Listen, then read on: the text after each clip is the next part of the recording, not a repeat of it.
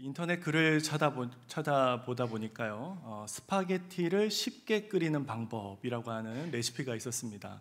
자, 스파게티를 어떻게 끓이면 쉽게 끓일까요?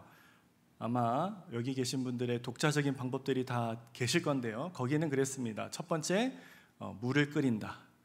두 번째, 엄마 앞에서 물을 끓이는데 엄마 이거 어떻게 끓여? 묻는다. 세 번째, 으이그 나와봐. 내가 끓여줄게. 네 번째, 완성. 정말 쉽죠? 네, 우리가 어떤 문제든 할 때에 우리가 부족하고 힘이 들 때 또 우리를 보호해 주는 분, 또 전문가, 또 우리를 가르쳐 주시고 함께하는 분들, 또 그런 분들의 도움과 의지하는 삶이 있기 때문에 또 우리가 자라나고 성장할 수 있는 것 같습니다. 우리 신앙에서도 마찬가지죠. 우리에게는 하나님이 계십니다. 우리 또 샬롬 성가대 찬양대에 방금 또 찬양의 은혜처럼 연약한 우리에게 하나님이 계시기 때문에 또 우리가 살아갈 수 있다. 하나님 함께 해달라고 또 우리가 살아가지 않겠습니까? 근데 정작 문제는 우리가 그러한 연약함을 깨닫지 못할 때가 있다라는 것이죠. 그렇죠? 우리가 이번에 참 그 올림픽에서 또 우리 양궁 대표팀 엄청난 그 결과를 이루었죠. 그러면서도 또 굉장히 이슈가 됐던 건 뭐였습니까? 우리의 양궁 선수를 뽑아내는 시스템, 어떤 선수가 와도 누가 와도 공정하게 훈련받을 수 있고 그 공정함 가운데서 최고의 선수가 선발된다. 이런 멘트가 굉장히 이렇게 반향을 일으켰습니다. 그래서 다른 선수단들, 또 다른 체육협회들, 또 이런 데서도 이런 공정한 시스템이 구축되어야 된다. 그런 얘기들을 했었습니다. 여러분, 우리가 무엇이든 보면 잘 되고 있는 것 같지만 안 되는 약점들이 우리에게 있지요. 늘 우리가 좋게만 가지 않고 잘못되어 가는 부분들이 있습니다. 하지만 그렇다고 해서 우리가 그것들을 그냥 괜찮다 놓고 볼 수 있는 문제는 아니죠. 하지만 우리가 그 실수들을 보완하려고 하다 보니까 어느 순간에는 무엇을 하게 됩니까? 우리가 만족하게 되고, 그렇죠? 그 상황에서 어떻게 보면은 힘을 놓게 되고 긴장을 놓게 되는 그러한 부분들을 가지게 됩니다. 그런 속에서 우리는 인생의 어려움을 맞닥뜨리는 것이 아닌가 이런 생각을 해봅니다. 그래서 우리 인생에 보면은 인생의 그래프를 그린다고 하잖아요. 그래서 가장 높은 것을 찍고 나면 어떻게 됩니까? 다시 떨어지게 되죠. 내려오게 됩니다. 또 내려오게 되면은 가장 바닥을 찍고 나면은 다시 올라오게 된다. 우리가 그것을 바라보고 우리가 힘을 내야 된다. 또는 겸손해야 된다. 우리가 그런 말들을 하고 있습니다. 여러분, 오늘 본문에 우리가 12장부터 23장까지가 지금 하나님께서 열방에 대해서 어떻게 심판하실 것인가라는 말씀을 우리가 매주 수요일 날 저희가 묵상하고 있습니다. 그런데 오늘 22장에서는요 조금 이렇게 생뚱맞아 보일 수 있는 그런 대목들이 나옵니다. 이스라엘을 이야기하는데 비유해서 얘기하죠. 뭐라고 부릅니까? 환상의 꼴짝이다. 환상의 골짜기다. 그리고 셈나라고 하는 한 관원이 등장하고요. 또 엘리야김이라고 하는 한 관원이 등장합니다. 그러면서 지금 이스라엘이 갖고 있는 모습, 신앙의 행태, 하나님 앞에 죄를 범하는 모습들을 지적하는 것이죠. 그런 가운데서 이 환상의 골짜기라는 표현이 재밌습니다. 왜냐하면 여러분들도 잘 아시는 것처럼 자, 예루살렘 성전은 어디에 있습니까? 시온산에 있습니다. 시온산. 그래서 이스라엘 지역이 광야 지대잖아요. 그런 가운데서도 그래도 높다고 할 수 있는 산 위에 있습니다. 산 위에 있고 또 삼면이 골짜기로 둘러싸여져 있어요. 그래서 기론 골짜기, 힌논 골짜기, 또 요르단 골짜기 이렇게 해서 세 개의 골짜기로 쌓여져 있고요. 그렇기 때문에 전쟁이 일어나도 한 곳만 막으면 되니까 얼마나 이렇게 방어하기가 쉬운 천연의 요새였겠습니까? 그런 가운데서도 하나님의 성전이 또 여기에 있으니까 우리는 안전하다. 우리는 하나님의 택한 백성이다. 바로 이러한 자랑이 바로 예루살렘 성이었고요. 성전이었습니다. 그런데 하나님께서 뭐라고 부르고 있습니까? 산이 아니라 골짜기라는 거예요. 골짜기. 높은 산이 아니라 그 산과 산 사이에 움푹 빼어서 깊게 들어간 낮고 낮은 골짜기다라고 말을 하는 겁니다. 그러면서 또 재밌는 것은 앞에 환상이라는 것이 붙죠. 이 환상이 신기루다, 착각하는 것이다, 이런 의미로도 우리가 볼 수 있겠지만, 하나님께서 우리에게 이상으로 보이시고 말씀으로 보이신다라고 하는 바로 그 단어와 오늘 말씀하고 있는 이 환상이라는 단어가 같습니다. 그래서 또 이렇게 해석해 볼 수 있는 것이죠. 하나님의 말씀이 나타나기는 하는데, 하나님의 말씀이 전해지기는 하는데, 그들의 모습은 무엇입니까? 산이 아니라 골짜기라는 것. 그러니까 차이가 어마어마한 거죠. 하나님의 말씀이 꼭대기에 있고 그들은 골짜기라고 하는 밑바닥에 있는 바로 이 간격의 갭 속에 있는 모습이 누구냐? 바로 이스라엘이다라고 말하고 있는 것입니다. 사랑하는 성도 여러분, 오늘 우리가 이 표현과 오늘 또 등장하는 셈나와 또 엘리야김을 통해서 우리의 삶의 모습을 한번 돌아봤으면 좋겠습니다. 오늘날도 우리가 세상을 이렇게 바라봐야 되지 않을까라는 생각에서 또 말씀을 묵상했는데요. 오늘 저와 여러분들에게 그러한 은혜와 그런 가운데서 하나님을 더 굳게 붙들고자 하는 믿음과 마음이 저희들에게 일어나기를 주님의 이름으로 축복합니다. 첫 번째로 우리가 살펴볼 말씀은요, 은혜 앞에는 회개만이 답이다 라고 하는 사실을 우리가 기억해야 한다는 것입니다. 우리 1절 말씀입니다. 우리 1절 말씀 같이 다시 한번 읽어볼까요? 함께 읽어보겠습니다. 시작. 환상의 골짜기에 관한 경고라. 내가 지붕에 올라감은 어찌함인고. 자, 그들에게 경고한다고 했는데, 자, 지금 이스라엘 백성이 어디에 올라가 있다라고 합니까? 지붕에 올라가 있대요. 지붕에. 여러분들도 잘 아시는 것처럼 이스라엘의 집 구조는 우리나라와 다릅니다. 그렇죠? 우리나라는 이렇게 모가 나 있어서 올라갈 수가 없는 구조인데, 이스라엘의 지붕은 평평했습니다. 평평해서 올라올 수 있었죠. 올라와서 그래서 사다리도 있었을 것이고 계단도 있었을 것이고, 그래서 이들이 올라가 있는 것이 어찌함인고라고 하는 표현들은 여러 가지 뜻이 있을 수도 있습니다. 올라갔을 때는 걱정이 돼서 봤을 수도 있고요, 여러 가지 모습일 수도 있는데, 성경학자들은 오늘 말씀의 배경을 열왕기하 18장 19장에 등장하는 주전 701년에 아시리아의 사네립 왕의 침공 때를 배경으로 연구하고 있습니다. 그래서 그때 어떤 일이 일어났습니까? 18만 5천 명이 넘는 대군이 와서 이스라엘을 둘러쌌어요. 그리고 하나님을 모욕합니다. 하나님을 조롱해요. 그래서 그때가 히스기야 왕 때였거든요. 그래서 히스기야 왕이 하나님께 기도하죠. 하나님께서 주의 백성들을 구해 주셔야 됩니다. 하나님 되심을 보여주셔야 됩니다. 이렇게 기도했습니다. 그러자 어떤 일이 일어났습니까? 하나님의 사자가 일어나서 아수르 진영에 18만 5천 명을 쳤다라고 기록하고 있습니다. 이스라엘 군대가 가서 어떤 특별하고 기발한 어떤 전략을 해서 작은 수가 큰 수를 이기는 전쟁을 한 게 아니고요, 하나님의 사자가, 그러니까 불가사의한 일이 일어난 거죠. 하나님의 사자가 어떤 일을 했는데 거기에서 18만 5천 명이라고 하는 대군이 무너졌다, 지게 됐다, 죽었다, 이렇게 표현을 하고 있는 것입니다. 그리고 사네립 왕도 어떻게 되냐면요, 결국 본토로 도망갑니다. 도망가고 나서 어떤 일이 일어나냐면 그 신하들이 그 밤에 그를 살해하고, 그리고 다음에 다른 사람이 왕위에 올라오게 됩니다. 그러니까 이스라엘은 피 하나 흘리지 않고 힘 하나 들이지 않고 18만 5천 명과 사네립 왕이라고 하는 엄청난 대군을 물리치는 기적을 경험을 한 겁니다.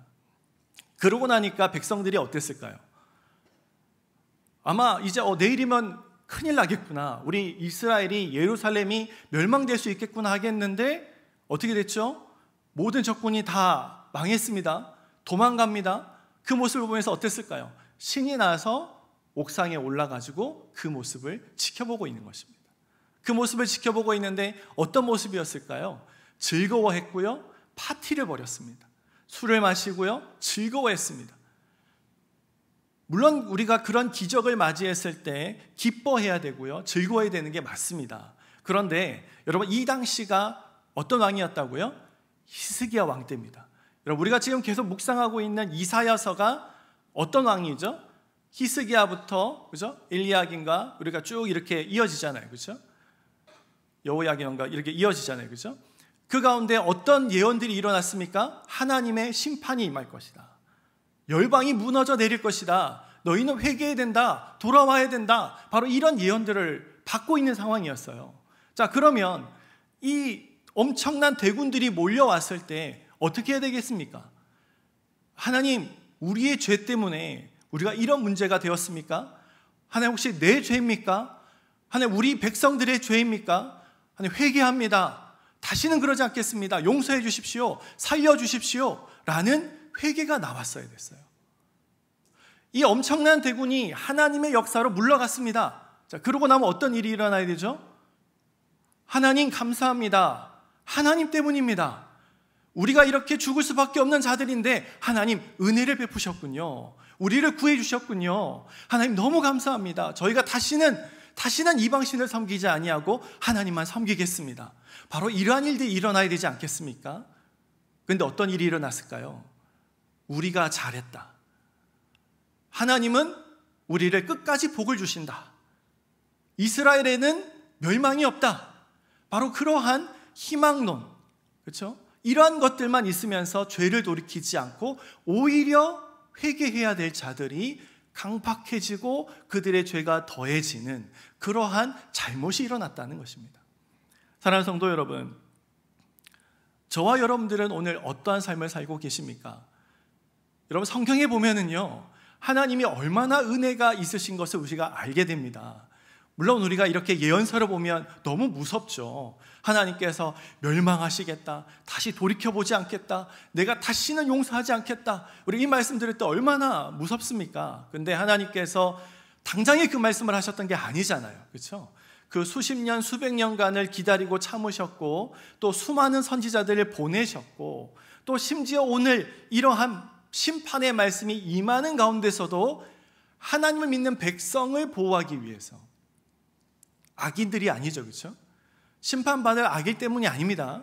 하나님의 자녀들을 위해서, 그 나라를 위해서 기도하고, 주님, 우리 백성을 구해 주셔야 됩니다. 주님, 이 나라를 구해 주셔야 됩니다. 마치 모세가 송아지를 바치고 하나님께 멸망당할 그 백성 앞에, 주님, 저들을 용서해 주십시오. 차라리 저를 생명책에서 제해 주십시오. 이렇게 기도했던 사람이 있기 때문에 내가 너와 함께 가겠다 라고 하셨던 하나님의 은혜가 임했던 것처럼, 여러분, 오늘 이 땅에도 하나님을 위해서 기도하는 하나님의 사람이 있기 때문에 우리에게는 그 심판이 유보되고 있는지 모른다는 것입니다. 오늘 우리의 한국이, 오늘 우리의 세계가 예수 그리스도의 재림이 늦어지고 있는 이유는 다른 것이 아니라 바로 그런 하나님의 사람들의 기도가 있기 때문에, 그리고 그것을 누가 누리는 것입니까? 우리가 누리는 거예요. 그렇다면 우리는 어떤 마음을 가져야 되겠습니까?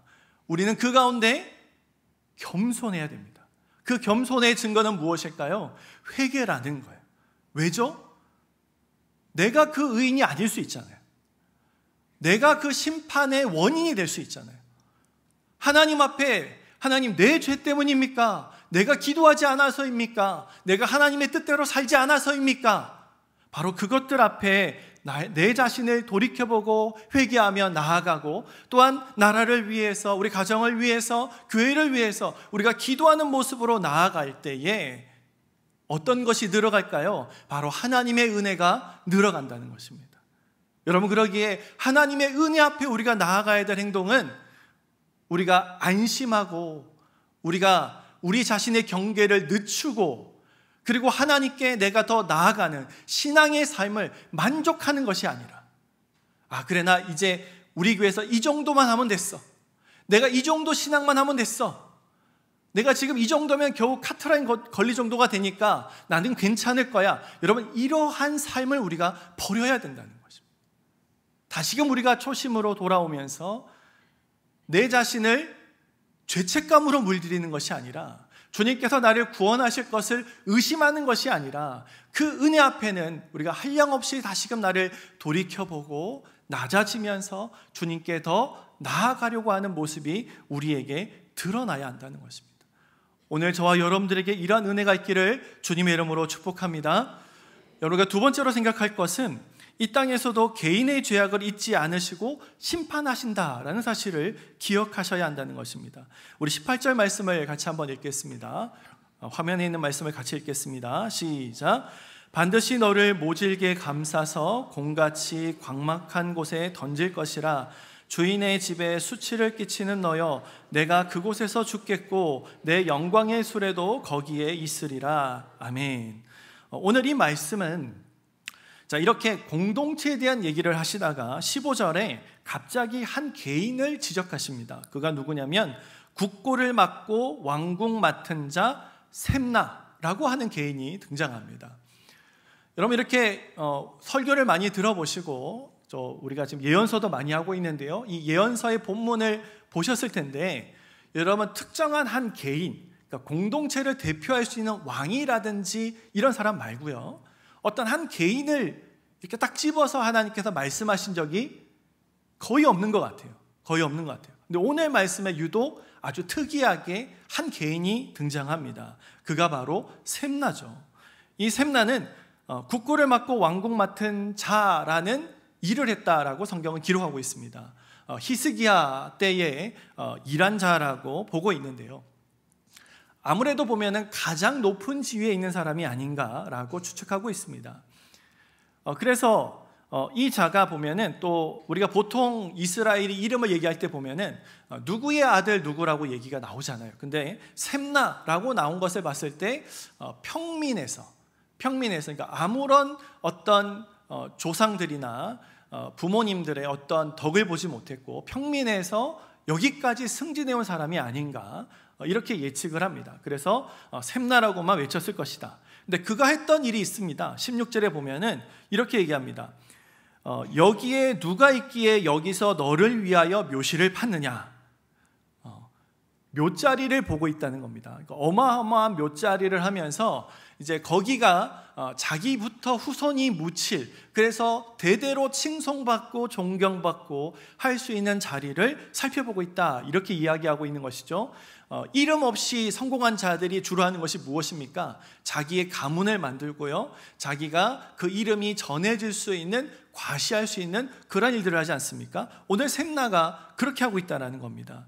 또 보니까요, 높은 곳에서 자기를 위하여 묘시를 팠고 반석에 자기를 위하여 처소를 쪼아내었도다.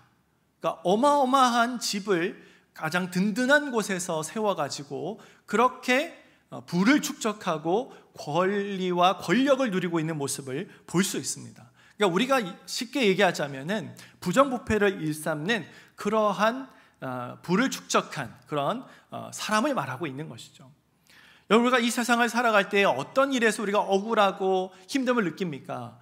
열심히 살아가는 자가 아니라 권력을 가지고 또는 인맥과 또 이렇게 어떤 가족, 부모님을 잘 만나서 그러면서도 계속 악한 일을 하고 그런 가운데서도 계속 부가 쌓이면서 그걸 가지고 부끄러움도 느끼지 못하고 어려움도 느끼지 못하면서 행복해 보이는 삶을 살아갈 때 우리가 참 심한 이 어떤 좌절감이라든지 참 이렇게 불행한 마음을 우리가 가지지 않습니까? 요즘에 이렇게 TV에서 보면은 꼬꼬무라고 하는 프로그램이 있잖아요. 그렇죠? 그 꼬리에 꼬리를 무는 그날 이야기. 그래서 우리 역사적인 또 뭐 범죄 현장들, 그런 일들을 다시금 이렇게 하면서 설명해 주는 이런 프로그램인데요. 그걸 보고 있으면은 이게 정말 화가 올라올 때가 많더라고요. 어마어마한 죄를 지었는데 결국에는 증거가 없거나 공소시효가 지냈거나 발견되지 않아서 피해자는 여전히 고통받고 있고 그걸로 끝나버리는 이야기. 이 마무리되니까 끝나고 나서는 어떻게 이런 일이 있을까? 하나님 왜 저런 사람들 벌하지 않으시나요? 막 원망하는 마음도 들고요. 아마 어떤 분은 하나님이 안 계시는 것 같아. 아마 이런 마음도 들지 않을까? 그런 생각이 듭니다. 여러분, 근데 오늘 하나님께서 열방에 대한 심판을 얘기하시고 또 오늘 환상의 골짜기 그 성벽을 의지하는 자들을 이야기하면서 유독 이 한 사람 셈나를 드는 이유는 무엇일까요? 하나님은 개인의 죄악도 절대로 잊으시거나 놓치시거나 용서하는 법이 없이 심판하신다는 겁니다. 오늘 그것을 보여주시기 위해서 이 샘나라고 하는 자를 보여주신다는 거예요. 여러분, 그는 어떻게 됩니까? 예언입니다. 17절에 보니까 나 여호와가 너를 단단히 결박하고 장사같이 새겨 던지되, 이게 무슨 의미냐면 18절에 더 이렇게 설명합니다.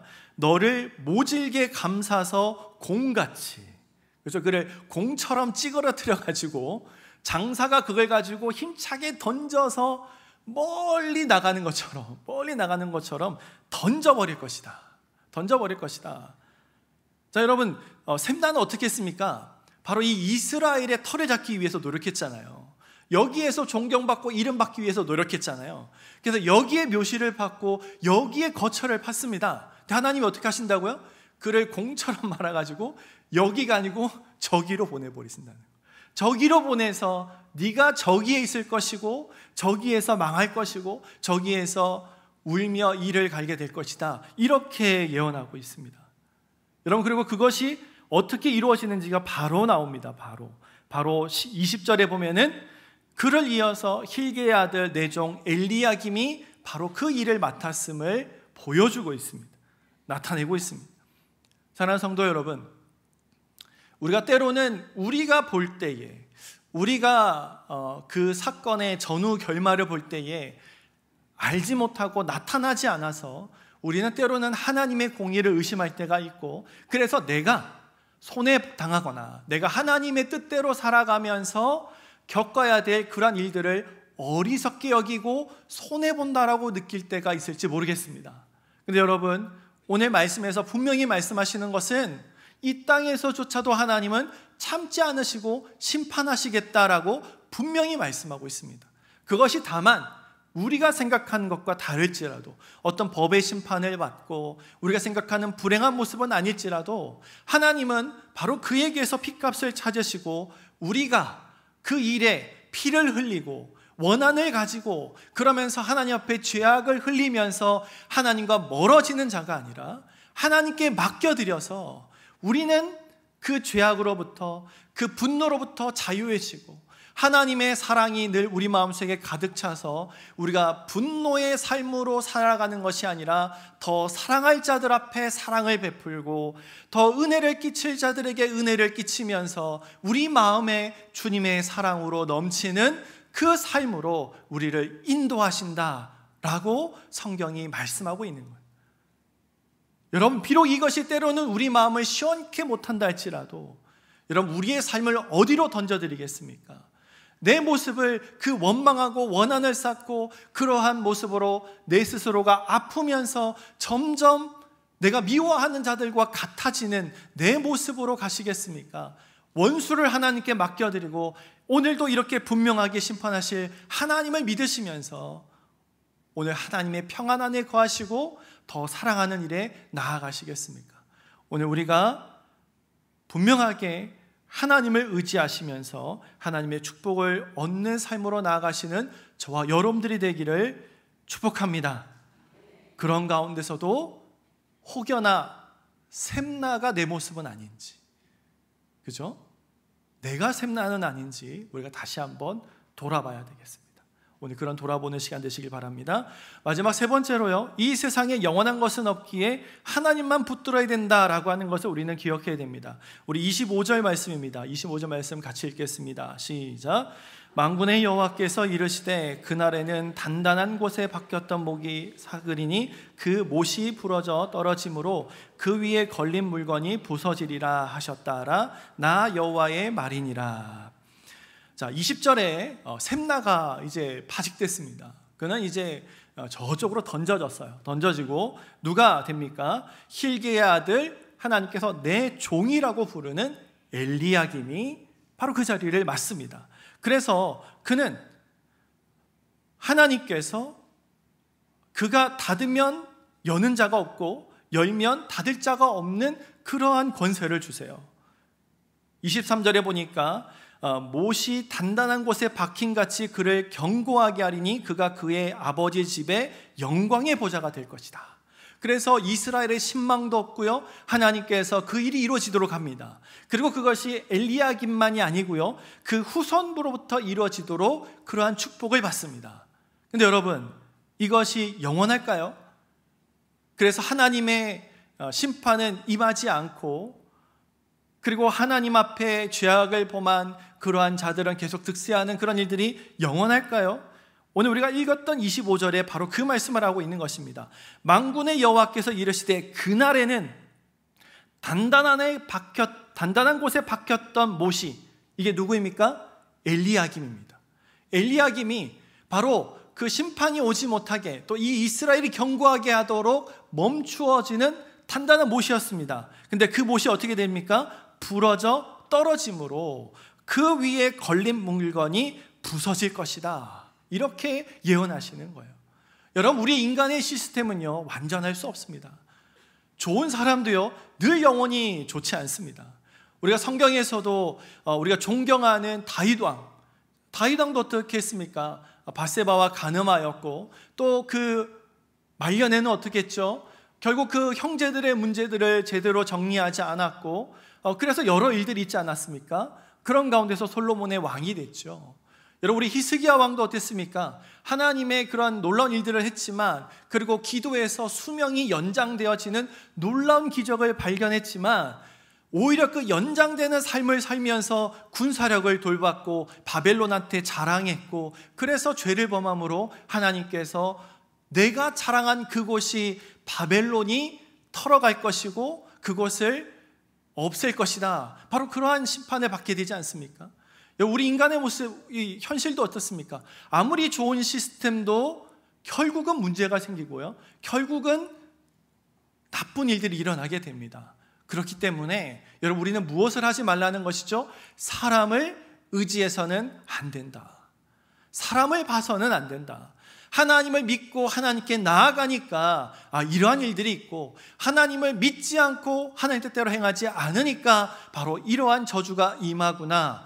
하나님이 하시는 일들을 살펴보면서 우리는 무엇을 해야 됩니까? 하나님을 붙드는 사람이 되어야 되고요, 내게 일어난 일들 가운데 어려운 일이 있다면 하나님을 붙들지 않았던 내 모습은 없는지를 돌아보면서 나아가야 한다는 것입니다.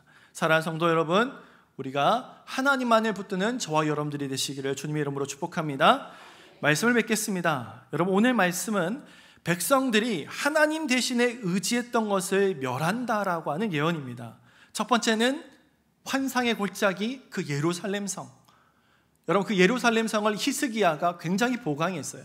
성벽도 2개로 지었고요, 그리고 그곳에서는 한 가지 약점이 있었습니다. 물이라고 하는 약점이 있었죠. 그래서 다윗 왕도 그 철옹성 같은 이 예루살렘 성을 정복할 때에 요압 장군이 그 수로를 통해서 몰래 들어가서 문을 열어가지고 그렇게 해서 이기게 됐거든요. 그래서 적군이 왔을 때 이 물길만 잡으면 이스라엘은 그냥 도관에 갇혀서 죽게 되는 것입니다. 그래서 히스기야 왕은 그 수로를 지하로 파게 됐고, 그 지하로 판 물이 기온샘에서 이어져서 실로암 못이 된 거예요. 실로암 못이 된 거예요. 그래서 이제 이곳은 어떻게 됩니까? 대군이 둘러싸도 그 실로암 못으로 인해서 또 드러나지 않았기 때문에 식수를 유지하면서 항쟁할 수 있는 그러한 모습들이 된 것이죠. 그런데 어떻게 됐습니까? 그것이 안전하게 되니까 어떤 일이 벌어졌죠? 하나님을 의지하지 않게 됐습니다. 의지하지 않게 됐습니다. 여러분, 권세를 믿었던 셈나, 결국 그는 악을 행하게 됐죠. 사람이 의지했던 엘리야김과 그 후손, 결국 하나님이 아니라 사람을 의지해서 문제가 됐습니다. 여러분, 하나님께서 왜 예루살렘 성을 이스라엘의 수도로 삼으셨을까요? 이렇게 약점이 있었는데도요. 아마 거기에는 하나님께서 세우셨다, 하나님께서 인도하셨다, 이 약함이 있지만 그렇기 때문에 하나님을 더 믿고 붙들어야 된다, 하나님만을 의지해야 된다, 바로 그 뜻이 있지 않았을까요?